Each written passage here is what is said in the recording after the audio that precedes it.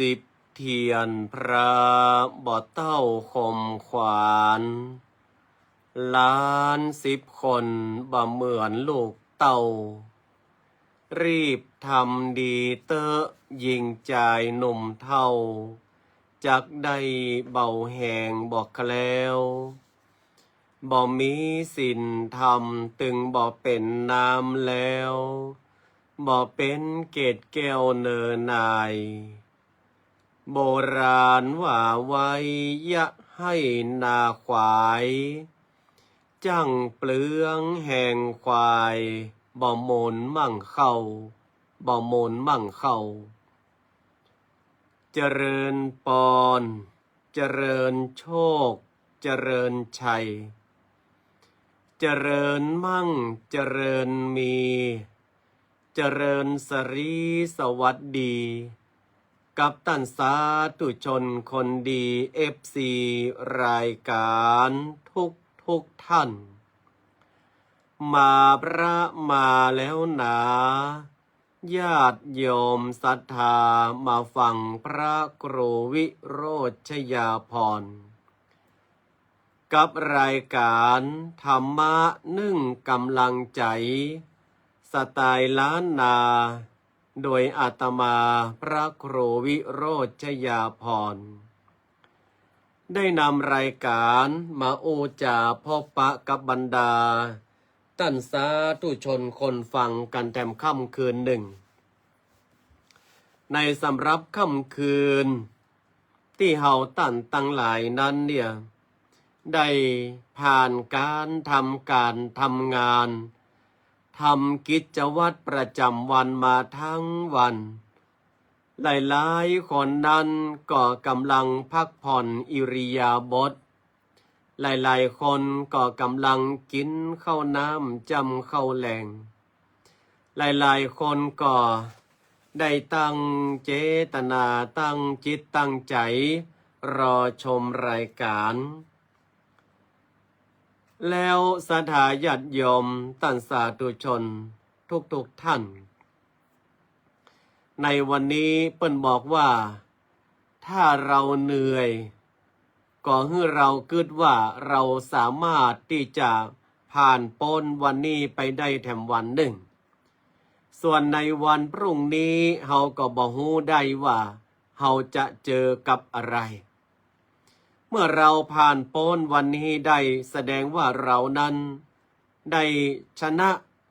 เวลาชีวิตไปแถมวันหนึ่ง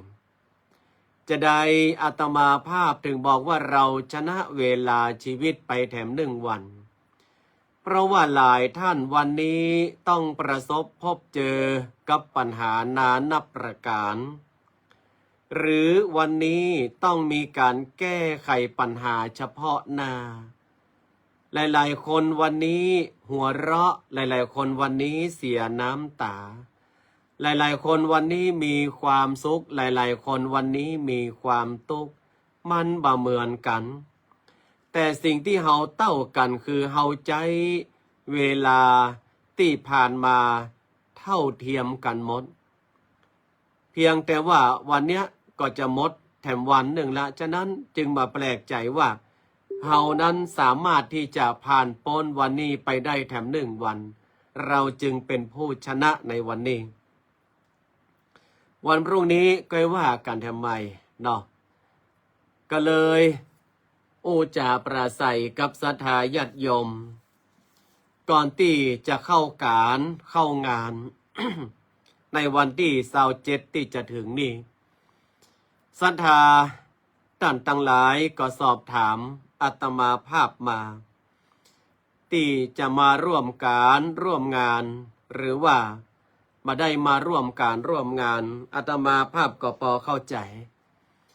เนาะแต่ก็ต้องอนุโมทนากรรมเจตนาศรัทธาญาติโยมทุกท่านที่ได้ร่วมในการบันทึกบุญบันทึกเจตนาอันเป็นศรัทธาปัสสาทะที่ได้เพิ่มเติมเข้ามาอาตมาภาพก็ต้องอนุโมทนากับศรัทธาญาติโยมตันสาธุชนที่ได้เข้ามาร่วมด้วยช่วยกันเนาะก็มีโยมแม่ปิยธิดาตียาพรโยมแม่ปิยธิดาตียาพรนั้นก็ได้ร่วมในงานประเพณีของไหว้ครูของอาตมาภาพในปีนี้ 5,664 บาทเนาะแม่เนาะอาตมาภาพก็จะเอาปัจจัยของโยมแม่นั้นเป็นเจ้าภาพเครื่องตุริยดนตรีแห่ปาดแบบล้านนาซึ่งก็บ่มีเจ้าภาพใจงบประมาณ6,000 บาทที่เหลือนั้นอาตมาภาพก็จะเอาเติมเข้าไปแล้วส่วนที่ยังขาดนั้นก็มีสังฆทานถวายพระสงฆ์องค์สามเณรเนาะสังฆทานถวายพระสงฆ์องค์สามเณรจำนวน17ชุดศรัทธาญาติโยมต่างหลายตอนนี้ก็เหลือ11ชุดจาก17เหลือ11ชุดที่ยังบ่มีเจ้าภาพดังนั้นก็จะได้ประกาศรายชื่อรายนามเพื่อเป็นการปัตตาอนุโมทนากับบรรดาศรัทธาญาติโยมที่ได้ร่วมบุญกับอาตมาภาพก็จะประชาสัมพันธ์อนุโมทนาที่ได้ร่วมบุญมาเนาะก็ต้องอนุโมทนาโยมแม่ดวงทิพย์หรือว่าโยมแม่มิตรขนองนึกพร้อมลูกหลานจากอำเภอแม่สอดจังหวัดตากคุณโยมสาวคำคุณโยมล่าคุณโยมเพลงจากซีแอตเทิลสหรัฐอเมริกาแล้วก็คุณมานะคุณมุกดาเงินเมืองพร้อมครอบครัวคุณนงเยาวไลลักษณ์คุณนวรัตน์นาวาลักษณ์จากเชียงใหม่คุณแม่สุคนบุญรอดชูจากจังหวัดเชียงใหม่ทันตแพทย์คุณหมอกำมลคุณโยมสุภัทราวีระอนันตวัฒน์และครอบครัวจากจังหวัดสมุทรปราการในเมตตาธรรมหลวงพ่อท่านพระครูสถิตธุราธรเจ้าอาวาสวัดสันขยอมอำเภอสันทรายจังหวัดเชียงใหม่คุณกฤษกรจักขุเรืองคุณจิรนันท์วงสายะคุณกัลยาวงสายะคุณพันนีเหล่ารุ่งเรืองกุลคุณวรัญญาวงสายะแม่หลวงรัตนาพรกันทวงศ์และครอบครัวอันนี้จากสันต้นมืออำเภอแม่อายจังหวัดเชียงใหม่ท่านประวินคุณโยมชดาธานพัฒนพงษ์และครอบครัวจากอำเภอสันทรายคุณอดุลฟักเล็กคุณเจนจิราฟักเล็กเด็กชายกฤติเดชฟักเล็กเด็กชายชยานนท์ฟักเล็กคุณรำพึงนาคหนูอันนี้ศรัทธาวัดโบสถ์น้ำดิบท่านในเมตตาธรรมพระประสิทธิ์ธนวุฒโธรองเจ้าวาดวัดโบสถ์น้ำดิบและนางสาววิลาวันปันดอนโยมแม่อุบลชัยเมืองเลนคุณโยมปีไก่โยมปีโอเนาะแล้วก็พี่นานชัดชัยวังที่ยองและครอบครัวคุณหมอชวีวันปันวารีคุณแม่บุญเนียมหลวงแก่นอำเภอฝางแม่หลวงเบญจวรรณชัยน้อยแม่หลวงบ้านน้ำดิบเหนือคุณแม่พองชวีปาลีนายบรรจบนางนรีวังที่ยองคุณแม่สุแก้วคำอ้วนคุณแม่เรืองไรปาลีแม่ไหวพาพินีสุกันทรต้องขออนุโมทนาเนื่องที่ได้ร่วมบุญร่วมกุศลมา ตอนนี้ก็เจ้าภาพปัจจัยถวายพระสงฆ์สามเณรจำนวน17ชุดชุดละ500 บาทเนาะตอนนี้ก็เหลือแถม11ชุดด้วยกันก็จะครบตามจำนวน17ชุดส่วนท่านที่จะร่วมบุญตามกำลังศรัทธานั้นก็ต้องขออนุโมทนาแจ้งความจำนงมาได้เนอ้อท่านพระครูพิทักษ์ปทุมเนาะโอ้วันนี้เปิ้นก็ทำงานลูกเมืองลีกำลังปิกมานี่ก้าถ้าจะได้หนอมาหลายถ้าหันเตียวกุกะนะโมแสดงว่ามาถูกโรคกับหนอเนอะก็อู้จากันกับศรัทธาญาติโยมแล้วก็กัลยาณมิตรเพื่อนสหธรรมิกพระเจ้าประสงค์ที่ได้เข้าสู่รายการเสือเปิดเชิงดอย FC เมืองกวักมะเขือแจ้รายงานตัวอันนี้ก็หลายๆท่านที่ได้เข้าชมรายการก็มาแล้ว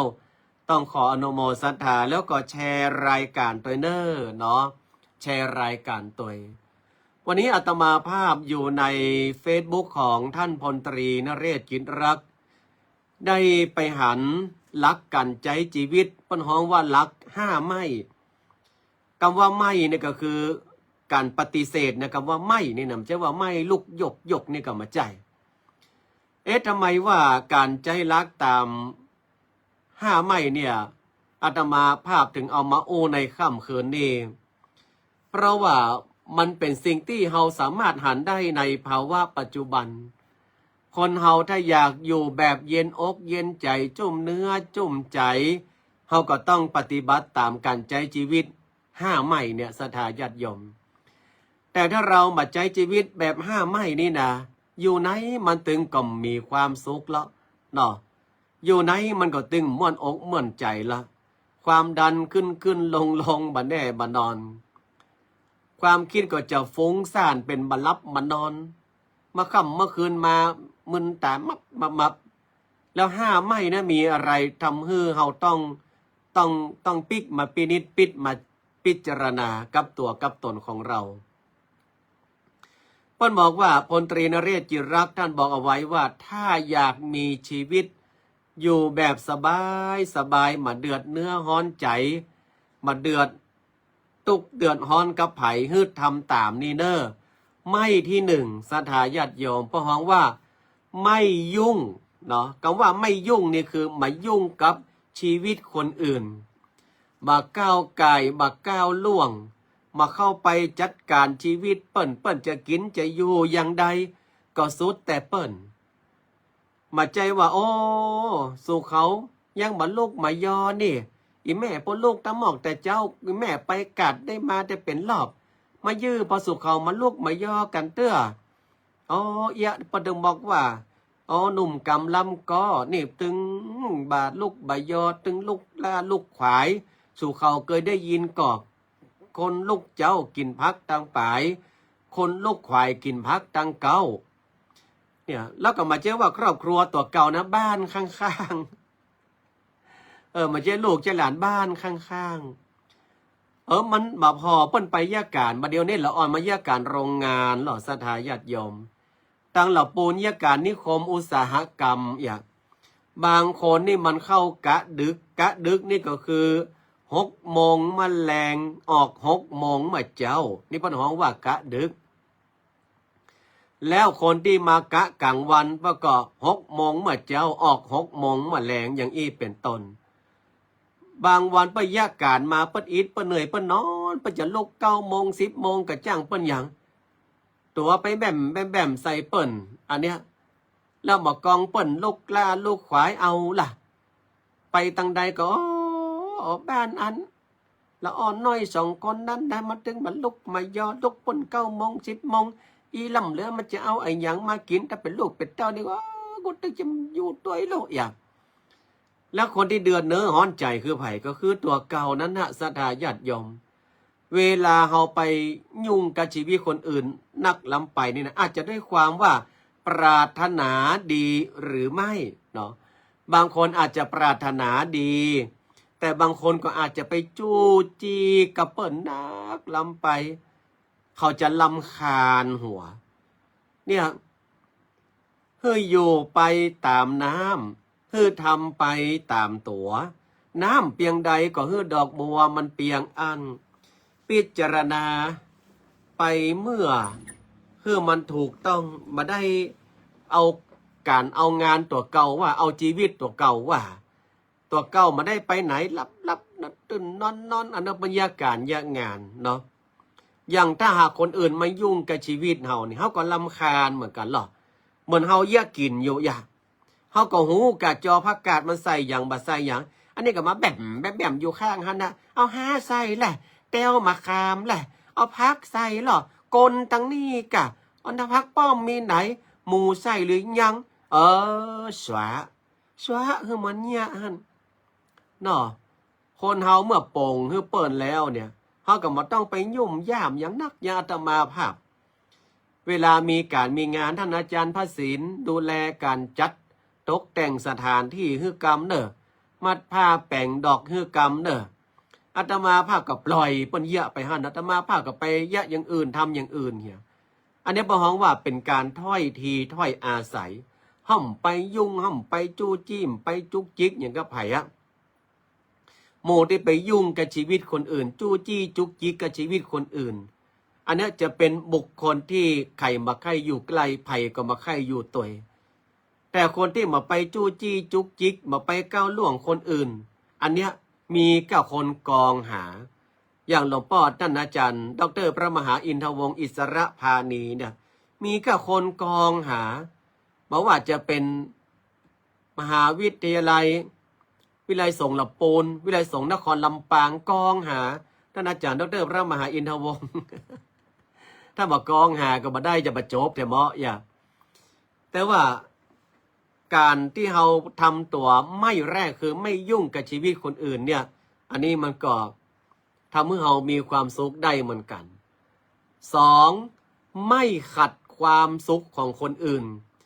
มาไปคัดในความที่เปิ้นว่าโอ้เปิ้นกำลังมีความสุขกันเขาก็ไปคัดอย่างเปิ้นถูกหวยอย่างเงี้ยเปิ้นกำลังจะกินเลี้ยงกันไปว่าเฮ้อเปิ้นอ๋อถูกหวยมาอิงถ้ามาเป็นกินเลี้ยงปึ๊ดเสียงดังอันล่ำเหลือนี่เปิ้นแต่งตัวดีในอ๋อถ้ามาเป็นแต่งเนื้อแต่งตัวซอยนะให้เจ้าของปลอมดิก็แต่ว่าไปฮับจ้างด้วยกันอยู่วันนี้ใส่ซอยเปิ้นซื้อเมินแล้วก็ไปหูได้ตัวมจี้หูอย่างกับเปิ้นอันเนี้ยคนเฮาเนี่ยศรัทธาญาติโยมชอบไปคัดประหองว่าน้ำเชี่ยวเอาเรือไปขวางหรือว่ามือไม่พายก็เอาเท้าไปราน้ำสิ่งต่างๆเหล่านี้มันบัดทำให้เฮามีความสุขอาตมาภาพจะอู้คือฝั่งลุงใจกับไอแซมเนี่ยเปิ่นไปไปแข่งขันตัวแทนของหมู่บ้านก้าถ้าจะกีฬาอสมอย่างสักอย่างเนี่ยไปแข่งขันมาเปิ่นได้รางวัลที่1เปิ้นก็เอามาฉลองกันเอกะลุงใจก็เข้าไปเหมือนกันนะแต่เข้าไปคัดเปิ้นป้าหลวงเปิ้นก็ประกาศว่าอะโลได้ยินแล้วลดเอโคหน่อยอาตมาภาพแปลงคนเดียวเอาละตอนนี้หมู่บ้านเฮาก็ขอแสดงความยินดีกับไอแซมติดเป็นตัวแทนพี่น้องอสมถ้าไปแข่งกีฬาได้รับรางวัลเหรียญทองมาก็ต้องแสดงความยินดีเอาบ่เฮาเป็นหน้าเป็นตาปรบมือให้ไอแซมคนตั้งหลายก็ปรบมือให้ไอแซมเพื่อเป็นตัวแทนพี่น้องอสมลุงใจนั่งหันมันแต่กาปล่อยหลวงมันจังได้แต่ว่าไอแชมเนี่ยลุงใจอย่างใดผมเนี่ยไปแข่งเหือปิเหือปังกว่าจะได้ถ้วยทองเนี่ยมานะแต่ว่าลูกผู้ชมลุงใจผมก็มีความสามารถผมก็เหมือนกันลูกยะใดลุงก็มีความสามารถกะแถมจะไปว่าลุงขี้โมขี้ลมอย่าบ่แถมบ่ะทำไมลุงยังเฟลมึงยังเยี่ยวมาเธอจนเนอแถมจะให้ฟังแต่กะลุงผมมาเคยได้ยินสักเตื้อ ก็หันว่าลุงหล่องแหล่งต้องแต่งไปมาเนี่ยมาใจกะมันจะไปปากนักไอ้ตีโมงฮะระวังคนดีโตเนาะเอาอีบอดแถมเอาอย่างใดลุงก็ว่ามากะเปิ้นกำลังมีความสุขกันนะลุงมาคัดจังหวะอย่างใดเนี่ยป้าหลวงจะไปมาฉองมาตรฐานป้าหลวงเข้าข้างไอ้แถมอีกตัวเนาะฮะก็จะไม่เป็นละอ่อนป้าหลวงมาลากเข้าลุงใจยังบ่าว่าโหลุงใจอันนั้นผมเป็นละอ่อนมาโอ้ยังมาเดียวป้าหัวมาเดียวละอ่อนยังเดียวกันหมดนะกะเอาละลุงใจลุงว่ามาเลยถ้าลุงมาเชื่อในความสามารถผมลุงก็ไปถามท่านอาจารย์ดร.พระมหาอินทวงศ์หรือว่าไปถามแม่สุแก้วหรือว่าไปถามแม่ไหวพาพี่ดีถ้ามาอันก็หมอชวีวันปันวลีไอ้แถมคงเขาบักต้องไปถามไผจะเจนมาตากับลุงหน่อยแถมได้เลยจากความสุขกันจัดดีจะเป็นการตากันเกิดขึ้นแล้วก็ถ้ามึงเก่งแต่แถมมึงลองจุลุงชักอย่างหนึ่งลองออกถ้ามึงจุลุงได้ฮันละกูจะยอมรับนับถือมึงเลยแหละแถมอันเรื่องจุเรื่องหลอกนี่นะผมมาค่อยถนัดแต่เมื่อลุงตามาผมก็ห้ามกำตาแฮม4 วันปะกันไอ้แถมคงแต่ก็ทำไมต้องรอแถว4 วันก็ผมมาว่างมึงจะไปไหนแถมก็ลูกมันได้ยินเปิ้นอู้กันกะว่าที่วาดเฮาเนี่ยมาโกงปากนะแต่กะแถมมันปากอีแต่นะกะเปิ้นเมารถกันไปพอมาวัดเฮาเนี่ยมาโกงปากอะแถมกูจะไปพอกับเขาเหี่ยกำเหรอมันจะปากยังใดปากกำไทยก็ว่าปากกำใดแหละอันถามวันก็ปากกันหน่อยแถมกูจะไปพ่อมาโกงปากอยู่แหละไปแล้วเนอะพอนาลุงใจฟังออกไปพ่อหลวงก็ถามว่าไอ้แซมพ่อหลวงก็แยกมาหูเลยวัดบ้านเฮานี่มีหมาโกงปากแต่กะก็แต่นะกะพ่อหลวงก็มันตั้งปากมันเป็นสีขาวบ้านเฮาก็ห้องหมาโก้งหมาลายแต่มันลายมันโก้งตัดปากมาได้หรอเพิ่นเลยห้องว่าหมาโก้งปากมันจะมันปากได้นะป้าลุงใจขี่รถทีไปปุ้นแล้วพอดูเกือบก็มาใส่อันเนี้ยเปิ้นห้องว่าเหนือฟ้ายังมีแฟได้ชักบื้อเดี๋ยวปีกมาละไอ้แถมไอ้ยังลุง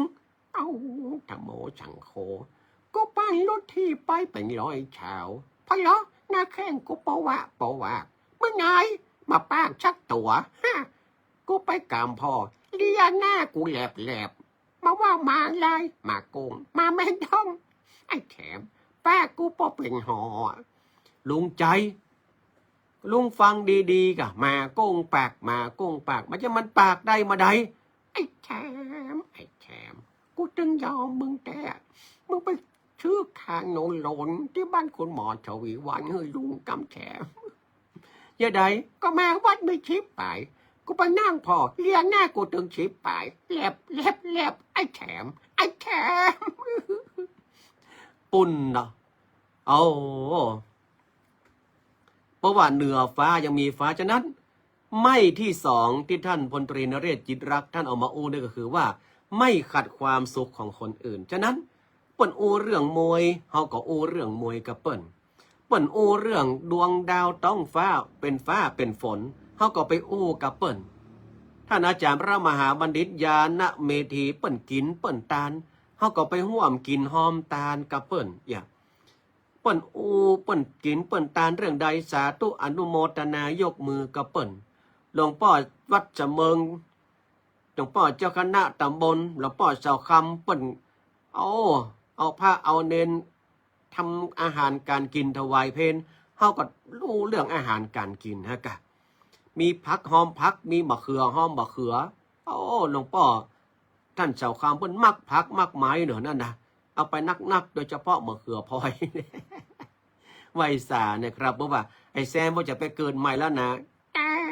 ไหวของพ่อนะอันเนี้ยก็ฮ้องว่าถ้าชีวิตมีไม่ที่สองคือไม่ขัดความสุขคนอื่นเนี่ยมันจะทำให้เรามีสุขภาพจิตที่ดีขึ้นเนาะแล้วไม่อย่างที่สามก็คือว่าไม่คิดแทนคนอื่นคนเฮาเนี่ยต่างคนต่างมีความคิดต่างคนต่างมีความชอบเป็นของตัวเก่า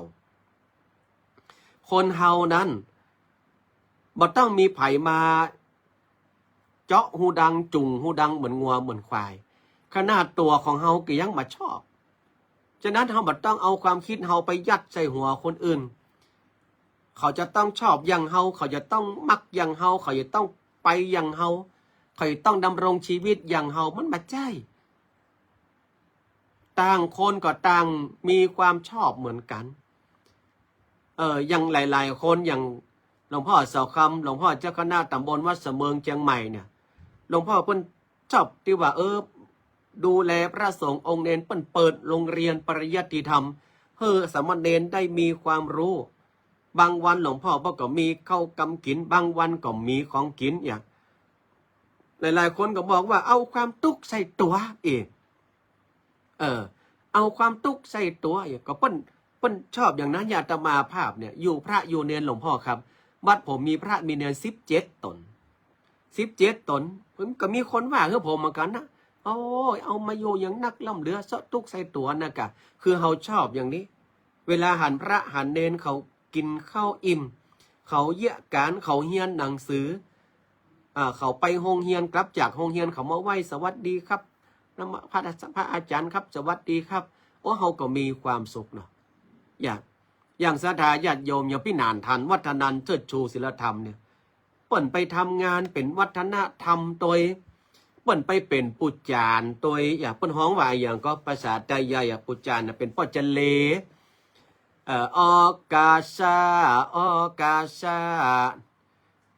เนี่ยอย่างหูว่าเพิ่นเลยนะต้องไปเรียนรู้กับพี่นันวัฒนันท์พี่นันทันเชิดชูศิลธรรมกุศลมีตีนามียามีน้ำเฮากาสัตตะแกได้สร้างบารมีแม่อยากเนาะเนี่ยปอนูเปิ้นเป็นปลัดอำเภอป่าซางเสร็จจากทำงานแล้วเปิ้นไปออกกำลังกายเตะบอลพ่องไปรับอยู่เอาลูกเอาเต้าเปิ้นไปแอวหั่นแอวนี่เฮาบัดชอบเฮาก็ดักไว้หั่นเฮาบ่ต้องเอาความคิดเฮาไปแทนเปิ้นบ่ต้องเอาความคิดเฮาไปอยู่ใส่เปิ้นฉะนั้นเปิ้นทำก็คือเปิ้นมีความสุขเนี่ยเปิ้นทำเปิ้นมีความสุขเปิ้นก็เลยทำมาตลอดอาตมาว่าก็ทำมาตลอดฉะนั้นถ้าเฮามาไปกืดแตนเขาเฮาก็มีความสุขความดันเฮาก็ขึ้นและประการที่4ไม่อิจฉาใครห้อมต้องไปอิจฉาไผนี่คนเฮาถ้ามัวก็อิจฉาเปิ้นนี่นะมันมีเพลงกันเนี่ยหลวงพ่อจะหลับตาลงไปได้อย่างไรเพราะว่าอย่างไฟมันไหม้กันตาอิจฉาตาร้อนอิจฉาตาร้อนคือคนเฮาเนี่ยบางช่วงมันก็มีความสุขบางช่วงมันก็มีความทุกข์บางช่วงมันก็มีสมหวังบางช่วงมันก็มีเปิ้นเนี่ยมันจะสร้างความทุกข์ให้แก่เฮาหันเปิ้นโอ้ขนาดเปิ้นลาบจีนกินบ่ได้นะก็ยังอิจฉาเปิ้นมาทำมาเป็นลาบจีนหลังบ่มแซ่ตุกูขอให้มันรู้ต้องกับเตอะไปว่าเฮ้เปิ้นไปแจ้งเปิ้นหุ่นรู้ต้องแล้วตัวก็เอาของกินมาเจ้านำมาอุ่นกินไปมีว่ารถเทศบาลรถอบตเอาไปส่งโรงยาปุ่นเสมอปุ่นหลวงพ่อเสาคำบอกว่าช่วยกันสร้างศาสนาทายาทนะพอลุงนานท่านมันเซลเฮาเหรอเอาว่าโอ้ดีขนาดครับเสียดายงอกเต็มหัวมาเต็มเนาะเดี๋ยวทั้งบนนี่มางอกเด้อทั้งบนก็ยังมีผมอยู่นะพี่นานท่านนี่หมอมีแล้วเข้าเลิกเข้าเด็กไปติ๊กมาเซลดีหมอไปแล้วกำกำเกิดเนี่ยเห็นไหมจะไปแอลอยู่วัดกำกองานนี่พี่นานท่านเปิ้นแปลงวัดแปลงวางามความสามารถเปิ้นมีนักความสามารถเปิ้นมีหลายพี่นานท่านเชิดชูศิลธรรมอันนี้เปิ้นมีความสุขพี่นานท่านก็มีความสุขแปลงวัดแปลงว่าจนหน้าผากพอเข้าเลิกเข้าเดิกไปพวกก็มีความสุขโหลฉะนั้นเฮาบ่ต้องไปอิจฉาไผ เอาเต่าที่เฮามีเปิ้นจะเฮฮาปาหิ้วกันแล้วแต่เปิ้นอันนั้นก็แล้วเรื่องของเปิ้นตัวเราก็มีความสุขแบบตัวเราเนาะคือโยมสุดารัตน์ชื่นเจือจานเนาะตัวเราก็มีความสุขอย่างตัวเฮาเนี่ยกินจอผักกาดก็มีความสุขโลอย่ากินลาบก็มีความสุขโลเพราะว่าอย่างเฮาไปอิจฉาไผใจเฮามีความสุขและประการละสุดท้ายเปิ้นว่าไม่ดูถูกคนอื่นเพราะว่าไม้ล้มข้ามได้แต่คนล้มอย่าไปข้ามนะอย่าไปประมาทเด็ดขาดคนที่เปิ้นล้มเปิ้นพลาดพลั้งกับชีวิตเปิ้นเนี่ยอย่าไปประมาทคนเฮาเนี่ยมันต้องมีความที่ว่าพลาดพลั้งไปพ้องเนาะอาจจะด้วยตั้งใจอาจจะด้วยมาตั้งใจมันมีภายในโลกนี้ข่าวใส่อย่าแก้วจุยเจียมีว่าลุงนานทันลุงใจมาแอวเนอะมากะไปกะคะแนนบอกเตอะเนาะไปหมดอะแน่จริงกับแม่ห้องสอนก็แค่ปากซอยอะไอ้เหรอโอ้ดีขนาดนั้นถ้าเปิ้นล้มเปิ้นพลาดเปิ้นพลั้งไปถ้าไปเหยียบไปย่ำไปซ้ำไปเติมเปิ้นนี่นะถ้าเปิ้นได้ฟื้นขึ้นมาได้ระวังไว้ให้ดีเด้อฉะนั้นคนเฮาเนี่ยนอนก็อิ่มยิ้มก็สดชื่นตื่นก็สดใสสร้างสายใยเย็นสุขทุกไถ่ถอนความเข้าใจคือปราการต้านร้ายรอนผิดรู้ผ่อนรู้อภัยให้ครอบครัวถ้าเราไปดูถูกเปิ้นจี้ว่าเปิ้น1 นิ้ว2 นิ้วเข้าตัว3 นิ้วคนที่ดูถูกคนนี่แสดงว่าคนนั้นเนี่ยเป็นคนที่คบมาได้เปิ้นจะตุกจะตำเปิ้นจะอย่างใดก็ตามจะไปดูถูกเปิ้นวันหนึ่งนกน้อยก็กลายเป็นพญาอินทรีวันหนึ่งหันว่าสัตว์ตัวน้อยก็กลายเป็นพญาราชสีห์ได้เหมือนกันเรามาสังเกตบัดนี้เนี่ยคนอายุหนุ่มอายุน้อยขึ้นเป็นระดับผู้บริหารปะเลอะคิดเต๋อเนาะบางทีเฮาก็ต้องยังเป็นลูกน้องเขาอยู่นะเฮาเท่าละเขาแต่ยังเป็นลูกน้องเขาอยู่คนหนุ่มคนน้อยเนี่ยโอ้เปิ้นมีกำลังว่ากำกึดเปิ้นมีกำลังความคิดพัฒนาเฮาไปประมาทเฮาอันเนี้ยใจชีวิตแบบพลาดพลั้งล่ะฉะนั้น5ไม่ศรัทธาญาติโยมเนอะ1ไม่ยุ่งกับชีวิตคนอื่น2ไม่ขัดความสุขคนอื่น3ไม่คิดแทนคนอื่น4ไม่อิจฉาริษยาคนอื่นและ5ไม่ดูถูกคนอื่นแค่นี้ชีวิตเฮาก็เป็นสุขแล้วอยู่ตามภาษาเฮาเนี่ยนะอาตมาภาพก็ม่วนมีความสุขตามภาษาด้วยเจ้าบ้านนอกเนี่ยอยู่กับศรัทธาญาติโยมมีความสุขบานหวั่นใจมาเจ้าไปสอนหนังสือมาตอนพอวัดพอวาค่ำมาไหว้พระดึกมาอู้จ่าปราศัยกับศรัทธาญาติโยมเรียบร้อยแล้วอาตมาภาพก็ไปสวดอยู่โลกสวดอย่างสวดมนต์ก่อนนอนเนี่ยพระครูวิโรจน์มาเจ้าว่าถึงหมอนแล้วนอนบับผมใจนะก็วันนี้อาตมาภาพสวดเมตตาใหญ่นี่สวดเมตตาใหญ่แผ่เมตตามัดเป็นการสวดเมตตาใหญ่ใช้เวลาประมาณ1 ชั่วโมงในการสวดเมตตาใหญ่แล้วก็ปิดท้ายด้วยปั่นปอนตัวเก่าอายุวัฒโกธนวัฒโกสิริวัฒโกเรียบร้อยแล้วก็สปีติโยตัวเก่าอันนี้นอนรับสบายศรัทธาญาติโยมทั้งหลายเอาได้เลยเป็นนานทันกันนั้นก็ได้แต่เตอะเดี๋ยวจะเอาทรงเลยเมตตาใหญ่นี่นะถ้ายิ่งคนเคยบวชมาแล้วนี่โอ้ท่องได้สบายถ้าคนมาเคยบวชมาเตือนนี่ก็อาจจะกุกะนะโมน้อยเปิ้นก็มีแบบฉบับย่ออยู่เด้อหลวงพ่อนำพระครูวิริกิจสถาพรวัฒนศพเศร้ากราบไว้สารหลวงพ่อครับไผ่ตี้ท่องได้บักให้คล่องเปิ้นมีฉบับย่อนฉบับหลวงพ่อจรัญวัดอัมพวันสิงห์บุรีแล้วเปิ้นมีฉบับย่อศรัทธาก็เข้าไปใน Google แล้วก็เซิร์ชเข้าไปก็พิมพ์ว่าบทสวดเมตตาใหญ่ฉบับหลวงพ่อจรัญก็จะขึ้นมาฉบับย่อหน้าเดียวแต่อาตมาภาพนี้สวดฉบับเต็มใช้เวลาประมาณ1 ชั่วโมงสวดแล้วทำให้ใจเฮามันจุ่มมันเย็นศรัทธาญาติโยมอาตมาภาพเป็นคนรับง่าย บ่ก้องหัวถึงหมอนได้สัก5 นาที10 นาทีเนี่ยไปแล้วไปหูคิงแห่มกำปุ่นตี 5 เกิงตี 5 เกิงเพราะว่าต้องตื่นมาแล้วก็ไปเปิดประตูอย่างเปิดไฟห้องเนนเสร็จอาตมาภาพก็ไปไหว้พระในห้องพระอรหังสัมมาสัมพุทโธพระกวาแบบโดยย่อเนาะแล้วก็ออกมาช่วยพระช่วยเนนเขากวาดขยโยขยะเนี่ยชีวิตของพระครูวิโรธเนาะหลวงพ่อธรรมวิวาทดอกวัดตาลุกนะนี่นะศรัทธาญาติโยมทั้งหลายสวดมนต์ไปยาทาหน้าตาแจ่มใสสุขสบายแต่มาเต้าวัดตาลุกเตี้ยไม่ได้เกิงตัววัดโบสถ์น้ำดิบเนี่ยไม่ได้เกิงวัดตาลุกเตี้ยพี่นานท่านจะไปแล้วดึกล้ำจะรับแล้วกะจะ2 ทุ่มเกิงล่ะสาธุเนอกราบเวสาครับหลวงพ่อท่านพระครูสิริอาภากรหลวงพ่อเจ้าคณะอำเภอแม่ริมกราบไหว้สาบารมีหลวงพ่อครับดังนั้นฝากเรื่องการปฏิบัติตนเพื่อให้อยู่เย็นเป็นสุขเรื่อง4ไม่ไว้เนาะแล้ววันพรุ่งนี้อาตมาภาพจะไปแสดงพระธรรมเทศนางานขาวดำที่วัดศรีสุพรรณอำเภอหางดงนอกจากวัดอาตมาภาพไปก็ข้ามที่สะพานศรีวิชัยแล้วก็ไปเส้นที่วิหารพระแม่กวนอิมนั่นนะผ่านวัดหลวงพ่อพระครูโสพลบุญโยภาสครูบาจงวัดศรีสว่างก็เข้าไปในวัดศรีสุพรรณจะไปเทศนาธรรมในงานศพก็ต้องแจ้งให้ศรัทธาญาติโยมได้รับทราบวันพรุ่งนี้ก็หยุด1 วันเด้ออาตมาภาพไปแสดงพระธรรมเทศนาตามคำดีกาอาราธนาเพิ่นบอกว่าเอาลุงใจกับไอ้แซมมาตัวเนอร์หรอ ได้เลยเนาะอันนี้ก็ไหว้สาบารมีครูบาอาจารย์แล้วก็ขออนุโมทนากับศรัทธาญาติโยม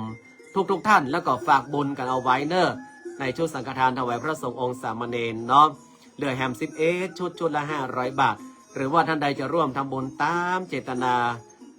ต่อใดก็ได้เนาะตามเจตนาศรัทธาก็ฝากบุญนี้เอาไว้